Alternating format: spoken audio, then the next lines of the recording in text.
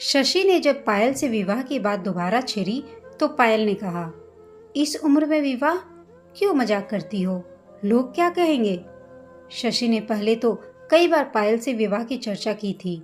आज फिर कहा उसने, अपने बारे में सोच पायल, लोगों के बारे में नहीं।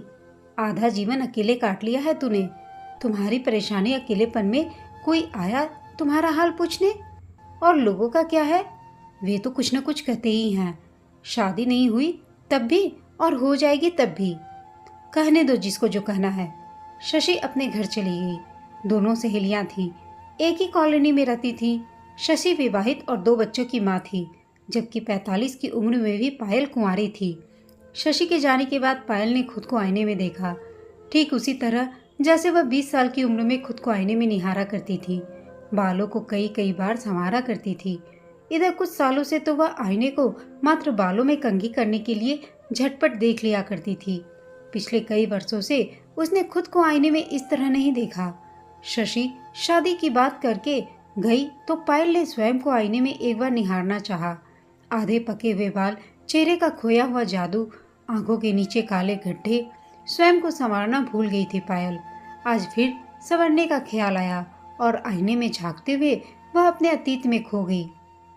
जब वह 20 साल की थी तब पिता की असमय मृत्यु हो गई थी।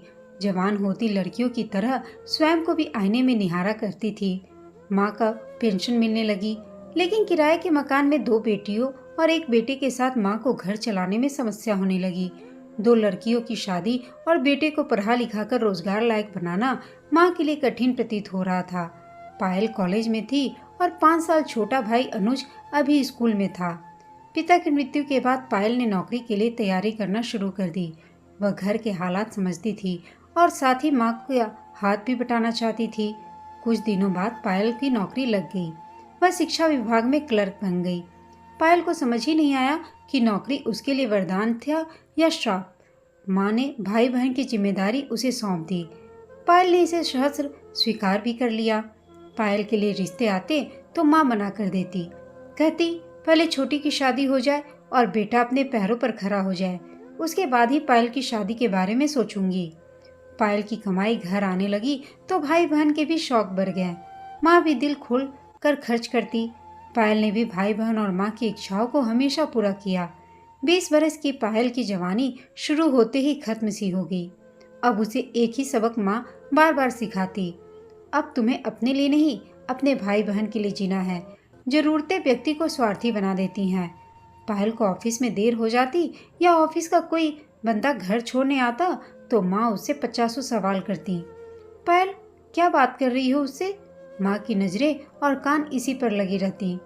माँ कहती, यह ठीक नहीं है पायल, कोई प्यार की बीमारी मत पाल लेना। तुम कमाऊ लड़की हो, 10 लोग डोरे डालेंगे, लेकिन ध्यान रखना तुम्हारे ऊपर परिवार की जिम्मेदारी है। फिर भी यदि करना ही चाहो तो कोई क्या कर सकता है। तुम्हारी खुशी में ही हमारी खुशी है, हम अपना देख लेंगे। माँ की आंखों में आंसू भर आते और पायल को कई प्रकार से समझाते हुए कसम खानी पड़ती कि जब तक भाई बहन को किनारे नहीं लगा देती तब तक वह ऐसा कुछ भी नहीं सोचेगी। पायल जब 30 वर्ष की हुई तब रुचि की शादी हुई। रिश्ते बहुत आए लेकिन रुचि को पसंद नहीं आया। रुचि के अपने सपने थे। उसके सपनों का राजकुमार ढूंढने में 1 दशक लग गया। पायल जब उसे समझाती कि हम बहुत बड़े लोग नहीं हैं, इतने बड़े सपने मत पालो, अपने बराबर वालों में से किसी को पसंद कर लो। पायल की बात पर माँ उलाहना देते हुए कहती, समय लग रहा है तो लगे, रुचि को लड़का जो पसंद आना चाहिए। मन मारकर शादी करने का क्या अर्थ है? तुम्हें रुचि की शादी की इतनी जल्दी क्यों है पायल? तुम चाहो तो। पायल को इतना कह के चुप होना पड़ा। खाते पीते घर के इंजीनियर से शादी तय हुई तो उसके मुताबिक खर्च भी करना पड़ा। पायल को अपने पीएफ के अलावा विभागीय लोन भी लेना पड़ा। विवाह में अच्छा खासा खर्च हुआ। इस वजह से उसे 5 साल अपने वेतन से लोन चुकाना पड़ा। यदा कदा आने वाले रिश्तों को भी यह कहकर अस्वीकृत कर दिया जाता कि बस भाई अपने पैरों पर खड़ा हो जाए, फिर माँ बेटे मिलकर पायल के हाथ पीले करेंगे। पायल ने आईना देखना ही छोड़ दिया। बस झट से कंघी करके पीछे चोटी कर लेती। स्वयं को जी भरकर देखना ही भूल गई थी पायल।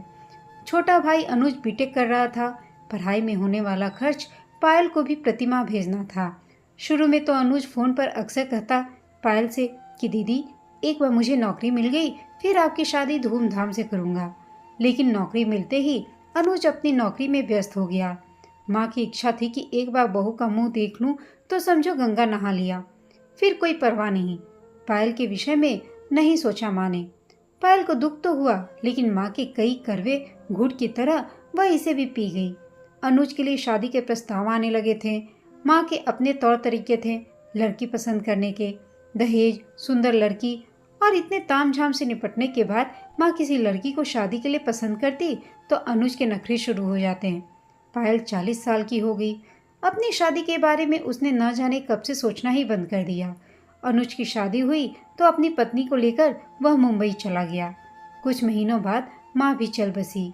माँ की मृत्यु के बाद पायल अकेली रह गई।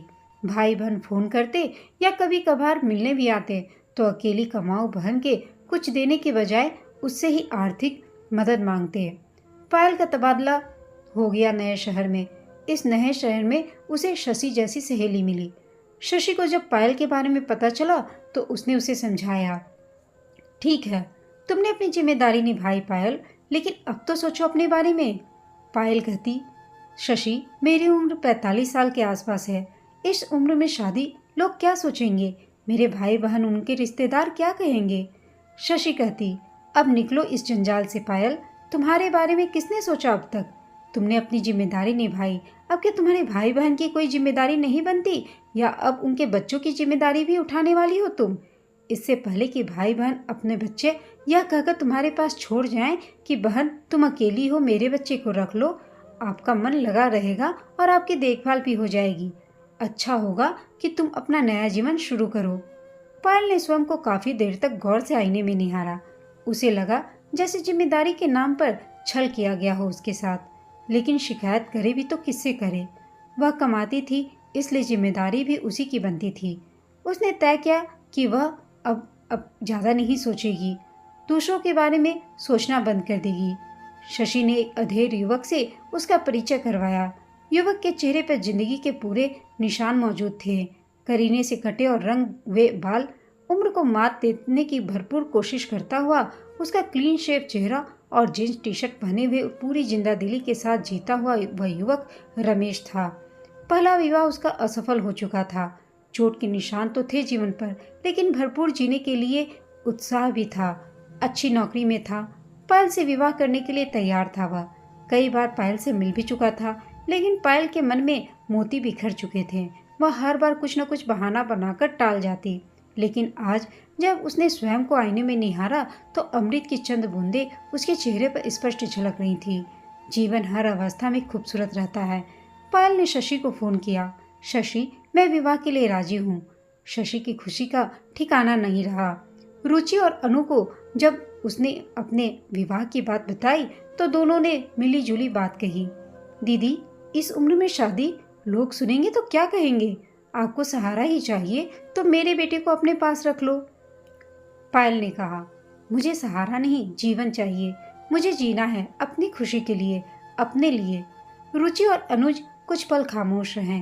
उन्हें अपने स्वार्थ का एहसास हुआ। दोनों ने कहा, हम आपके विवाह में शामिल होने के लिए कब आए। होने वाले जीजा जी से तो मिलाओ। पायल यह जानती थी कि उसके घर वाले उसके भाई बहन ऊपरी मन से कह रहे हैं, फिर भी उसने कहा, जल्दी खबर करती हूँ। पायल ने खुशी से चहकते हुए यह खबर दिया। दोस्तों, कोई आपके विषय में सोचे यह अच्छी बात है, लेकिन न सोचे तो आपको स्वयं सोचना चाहिए। अपनी खुशियाँ तलाशने का हक हर किसी को है। आपको यह छोटी सी कहानी कैसी लगी कमेंट करके बताइएगा। साथ ही कहानी अच्छी लगी हो तो इसे लाइक, शेयर और चैनल को सब्सक्राइब अवश्य कीजिएगा। कहानी सुनने के लिए आप सबका धन्यवाद।